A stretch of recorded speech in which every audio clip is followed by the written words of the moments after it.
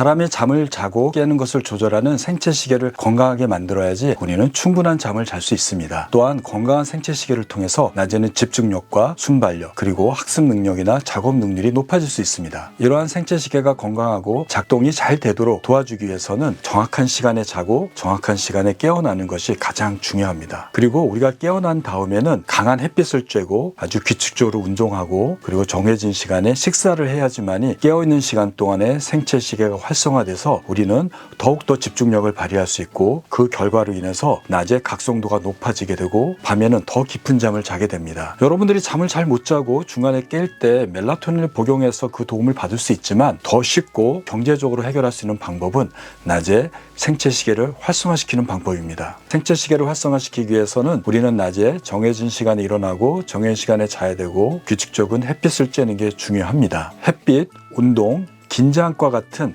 생체시계를 활성화시키는 자극 중에 가장 큰 자극은 바로 햇빛이고 밝은 빛입니다. 모든 가시광선은 생체시계를 자극하지 않습니다. 빨주노초 파남보의 가장 짧은 파장인 380에서 450 나노미터의 파장이 바로 블루라이트 청색광입니다.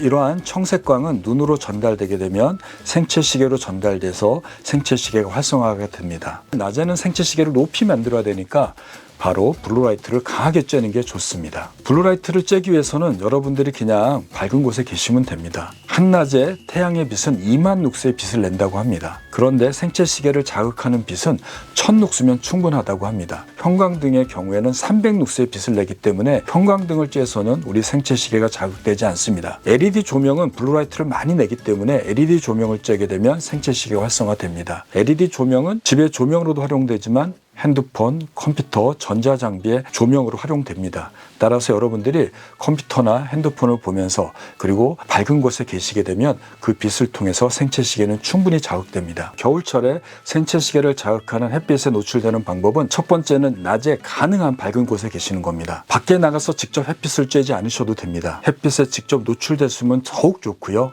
만약에 어렵다면 그늘진 곳에 계셔도 됩니다. 창문 안쪽에서 밝은 곳에서 햇빛을 등지거나 옆에 빛을 쬐면서 작업을 하시거나 음악을 듣거나 스트레칭을 하시는 걸로 충분합니다. 대개 여름에는 30분 정도의 햇빛 쬐는 것을 추천드리는데요. 겨울에는 1시간 이상 햇빛을 쬐는 것이 좋습니다. 아침 9시에서 10시, 오후 3시에서 4시 정도에 쬐시는 게 가장 좋습니다. 창문이 굉장히 두꺼운 방탄유리거나 쇼핑몰에서 사용하는 두꺼운 유리의 경우에는 자외선도 차단하지만 가시광선 중에 블루라이트도 조금 차단할 수 있습니다.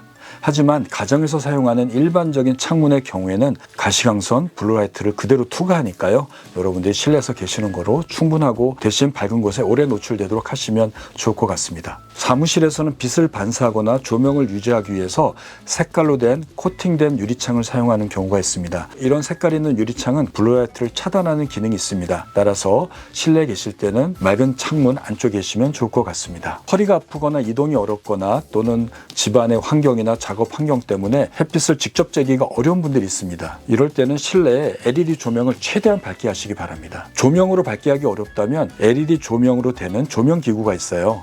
그것들을 본인이 작업하는 책상이나 주변 환경에 설치해서 빛에 노출되도록 하는 것만으로도 햇빛에서 나오는 블루라이트를 쬐는 같은 효과를 볼 수 있습니다. 왜냐하면 LED에는 거의 햇빛과 같은 블루라이트가 방출되기 때문에 그렇습니다. 그런데 이런 조명 기구가 정말 사용하기 어렵다면 어떻게 될까요? 여러분들이 움직이는 것도 블루라이트에 쬐는 효과와 거의 유사한 효과를 낼 수 있습니다. 여러분들이 오전에 1시간 정도 또는 30분 정도, 오후에 서너 시에 한 30분에서 1시간 정도 가볍게 걷고 움직이고 하면 됩니다. 차 한 잔을 드시면서 한 30분 정도 산책을 하는 것만으로도 생체시계를 활성화시킬 수 있습니다. 그리고 생체시계를 활성화시키는 좋은 방법으로는 여러분들이 정확한 시간에 맞춰서 식사하는 겁니다. 식사는 아침, 점심, 저녁을 꼭 같은 시간에 드시기 바랍니다. 아침 식사는 자고 나서 1시간 이후에 드시는 게 좋아요. 조금 천천히 깨어난 뒤에 식사를 해서 좀 더 빠르게 자극되도록 하는 거죠. 저녁 식사는 자기 4시간 전에 식사하시는 것이 가장 좋습니다. 생체시계가 위치하는 부위는 시상하부에 위치하는데요. 이 시상하부는